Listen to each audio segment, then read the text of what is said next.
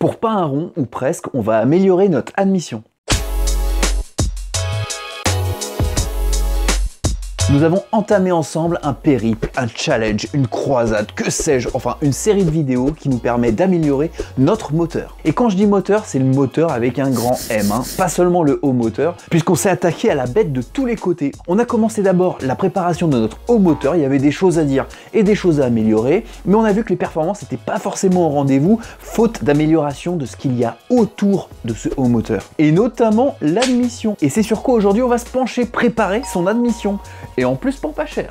Une admission, c'est constitué de quoi? On va se mettre à la place d'une molécule d'air et on va suivre son petit chemin. On passe d'abord dans un filtre à air, et notamment pour les modèles d'origine, une boîte à air. On arrive dans le carburateur, on vient se frotter à un petit peu d'essence et un petit peu d'huile pour passer dans la pipe d'admission, un petit virage serré qui nous permettent de nous conduire au moteur à travers des clapets, des lamelles. Et nous voici dans le bas moteur. Voilà, trajet de l'admission est soldé. Donc mes amis, dans une première partie, on va décrire ce qu'on peut améliorer dans toute cette admission. D'abord la préparation de la boîte à air, puis on va changer le carburateur que j'ai acheté, un carburateur pas cher sur AliExpress à 21 €. 21 € qu'on avait cumulé avec les précédentes vidéos. Qu'est-ce qui vaut par rapport à son grand frère le Delorto?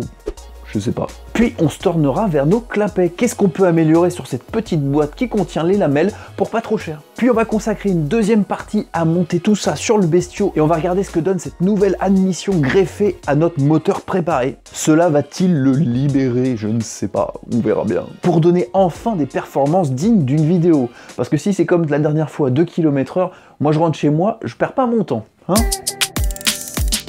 La première chose à améliorer si on augmente notre capacité de moteur en aval, c'est le filtre à air, la boîte à air. Plus la configuration sera élevée, plus il faudra adapter le flux d'air rentrant dans l'admission pour permettre de laisser respirer ce moteur en lui injectant assez de mélange. Et ça passe dans un premier temps en limitant les pertes de charge créées par cette boîte à air.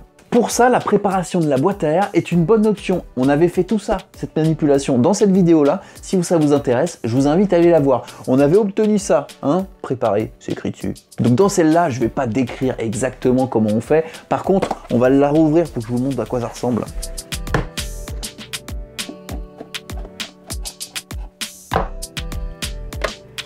On avait expliqué 3 choses dans cette vidéo, qu'il fallait faire correspondre le diamètre d'entrée du carburateur et de sortie de la boîte à air en supprimant les éventuelles réductions que sur les modèles d'origine il plaçait au niveau de la sortie de la boîte à air. Seconde chose, de choisir une mousse performante qui réduit les pertes de charge. Celle d'origine convenait parfaitement, j'avais fait une vidéo qui montrait les pertes de charge en fonction des différentes mousses qu'on trouve sur le marché, des différentes marques. Et la troisième chose, c'est adapter l'arrivée d'air de la boîte en augmentant le diamètre, en passant d'un diamètre 12 initial à 32 mm par exemple. Après toutes ces modifications qui coûtent pas grand chose, hein, le prix d'un PVC de plombier de diamètre 32, à peu près 20 cm suffisent, autant dire quelques centimes, on réduit de 65% les pertes de charge dans la boîte à air, quasiment équivalent à un cornet par exemple. Acoustiquement, c'était aussi quasiment la même chose que l'origine, donc pas de souci de ce côté-là. Donc je vais prendre cette boîte à air.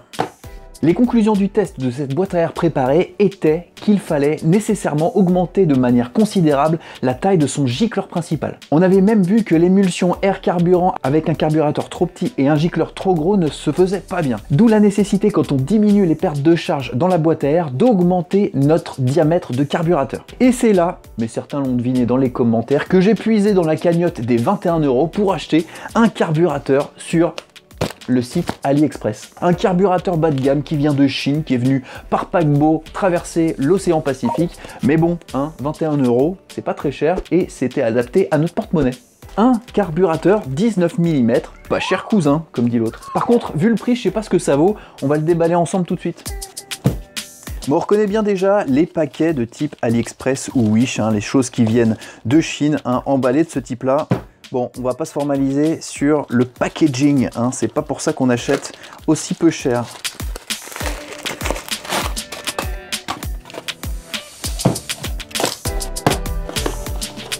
Et voilà, ce carburateur à 21 €.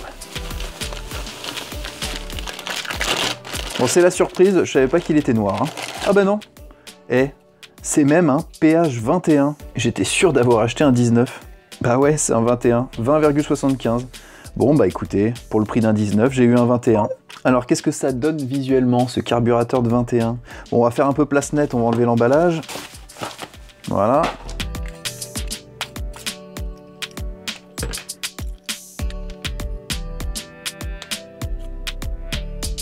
On a même une vis en dessous pour changer plus facilement le gicleur principal. On va démonter la cuve pour voir à quoi elle ressemble.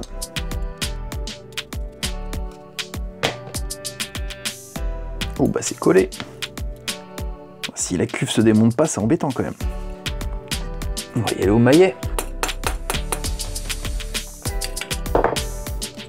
C'est un gicleur de 80 qui est vendu avec. Mais j'aimerais bien quand même pouvoir ouvrir la cuve. Comment je vais faire? Bon, je vais le mettre dans l'étau et puis je vais forcer un petit peu.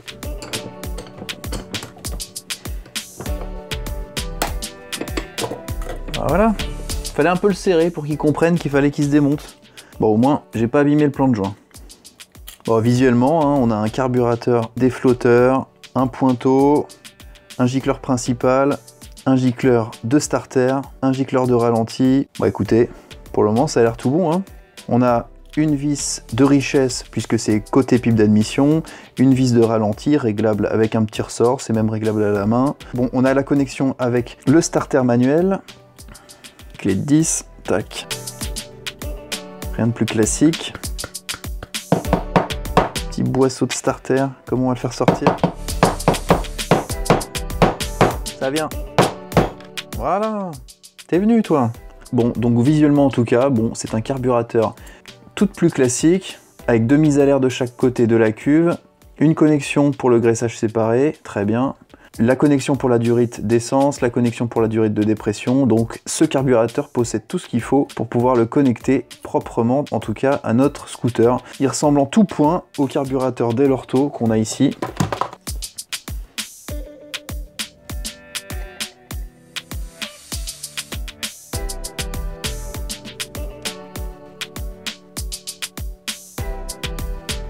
« 21 €. Bon, on va voir sur le scooter ce que ça donne.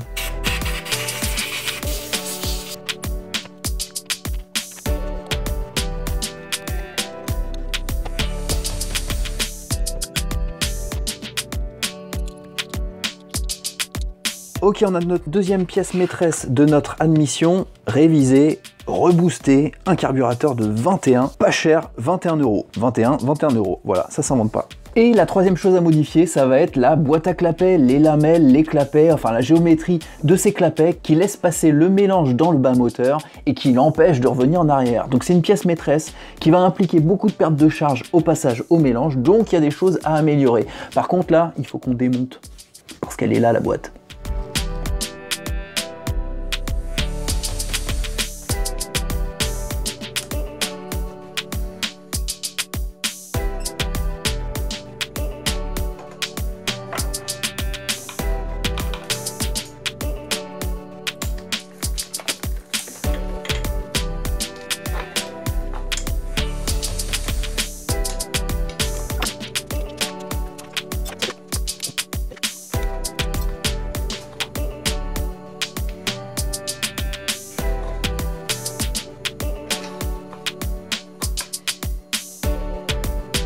Bon, pas facile, mais on en est venu à bout.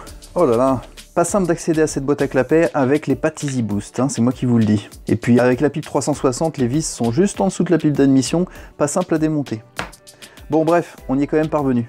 Bon, la pipe d'admission, elle, celle Polini 360, elle a un diamètre de 25 et 20, donc ça conviendra parfaitement pour un carburateur de 21 mm.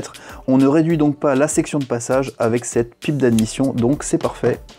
La boîte à clapets, la voici. Alors la boîte à clapets d'origine, vous la connaissez bien, elle comporte des lamelles clinquants, de la tôle métallique. Ce que je vous propose, c'est de la démonter et on va voir tout de suite ce qu'on peut optimiser dedans.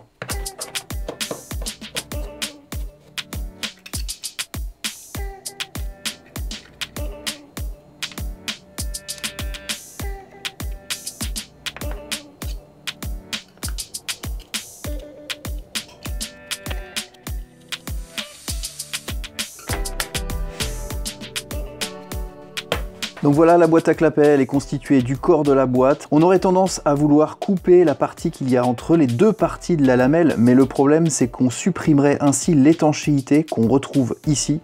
Donc je vais conserver quand même cette partie, quitte à ne pas augmenter la section. Donc sur cette boîte à clapet, on va faire deux choses. D'une part, on va changer les lamelles, on va passer de clinquant à carbone. De cette manière, on augmentera déjà l'étanchéité lors de la phase de précompression, puisqu'on voit très largement que le clinquant, il a bien vécu. On voit un peu de jour lorsqu'on le positionne devant la lumière. Donc on va rétablir l'étanchéité en mettant de nouvelles lamelles, les lamelles carbone, qu'on va découper à cette dimension dans une plaque de carbone. Il y en a pour 2 € environ. On va pas se formaliser, je dépasse un peu le budget, ok. Et deuxième opération, on va s'occuper de ces butées, mais ça, j'en parle tout à l'heure. On va déjà découper nos lamelles carbone.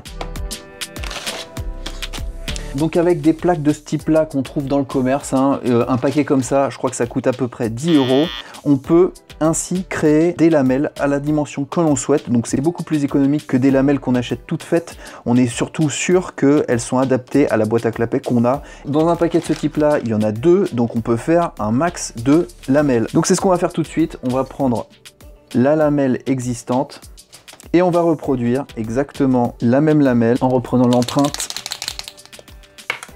avec un stylo feutre et avec une paire de ciseaux, tout bêtement, on coupe notre lamelle.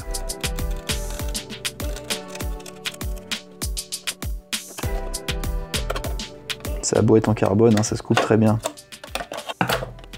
Il n'y a même pas nécessité de couper au milieu, hein. On va arrondir les angles. On va faire une petite encoche pour repérer le sens, même si le fait qu'il y ait les inscriptions Polini nous empêche de nous tromper. Puis on va percer avec un petit foret qui va bien, un diamètre 3 mm par exemple. On va la nettoyer à l'acétone.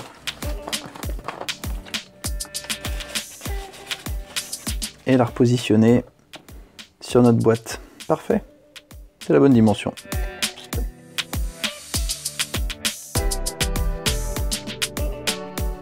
Et on a nos deux lamelles parfaitement réalisées. Les chevilles, ça va.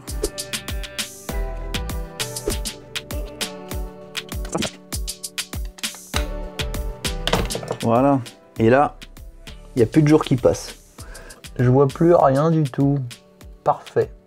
Pour comprendre comment on peut augmenter la section de passage du mélange, eh bien on va prendre un carter démonté, hein, comme ça on va bien comprendre. La boîte à clapet, elle se positionne sur le dessus, c'est pas nouveau, vous le savez bien. Et ce qu'on remarque, c'est que les butées peuvent très bien être optimisées en les tordant un petit peu plus, hein, de manière à ce qu'elle épouse parfaitement les carters. De cette manière, on aura une plus grande ouverture possible des lamelles et donc une augmentation du flux possible qui passe dans le bas moteur avec la dépression créée dans le bas moteur. Donc ce que je vous propose, c'est de tordre un petit peu ces butées de lamelles de manière à épouser parfaitement le carter, voilà, tout simplement. Et le fait d'avoir un carter démonté, c'est quand même plus pratique pour vraiment visualiser ce qu'on peut optimiser, hein. Allez, on fait ça tout de suite.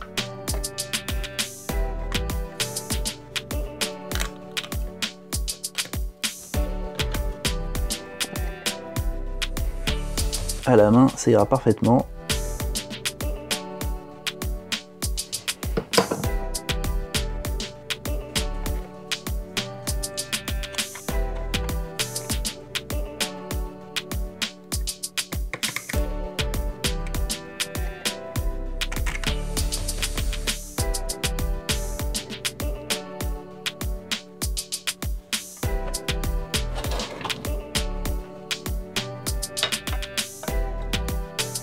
Voilà, c'est nettement mieux comme ça.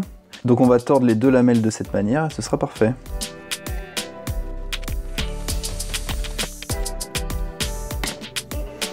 Qu'est-ce que ça donne avec les deux lamelles modifiées? C'est beaucoup mieux, non? De cette manière, les lamelles s'ouvriront plus et on aura un flux optimisé avec des lamelles carbone. Voilà, coût de l'opération 2 €. Donc en résumé, on va monter notre admission avec une boîte à air préparée pour 0 €, reliée à un carburateur de 21 acheté sur AliExpress 21 €. On va remettre la pipe d'admission qu'on avait sur le booster et on va monter une boîte à clapet d'origine préparée avec des lamelles carbone, coût de l'opération environ 2 € avec des butées déportées pour augmenter l'ouverture des lamelles. Voilà, Coût de l'opération, 23 €. Allez, on remonte tout ça sur le booster, on va faire un test.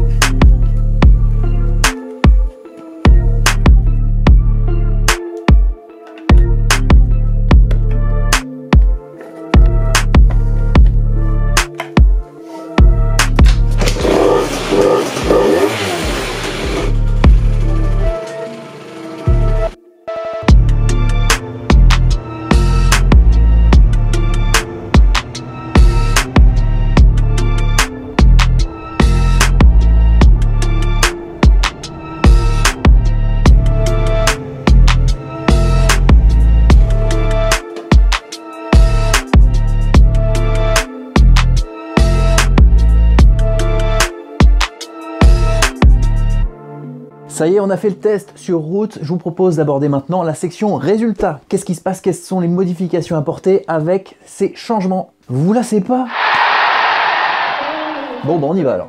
J'ai donc monté une admission boostée, la boîte à air préparée, le carburateur 21 mm et les boîtes à clapets un petit peu modifiées.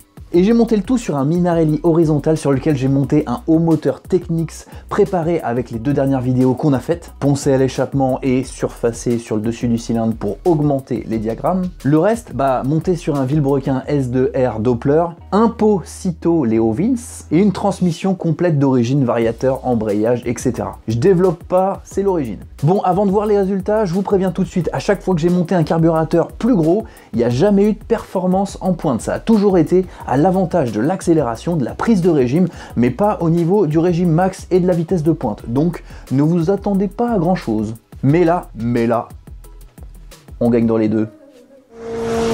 Une meilleure accélération, alors là ça se ressent vraiment beaucoup. J'avoue, je commence tout juste à reconnaître mon scooter. Depuis que je suis passé en Minarelli horizontal et avec un type origine, j'avais plus du tout les mêmes sensations, l'accélération était bof, de toute façon vous l'avez bien vu.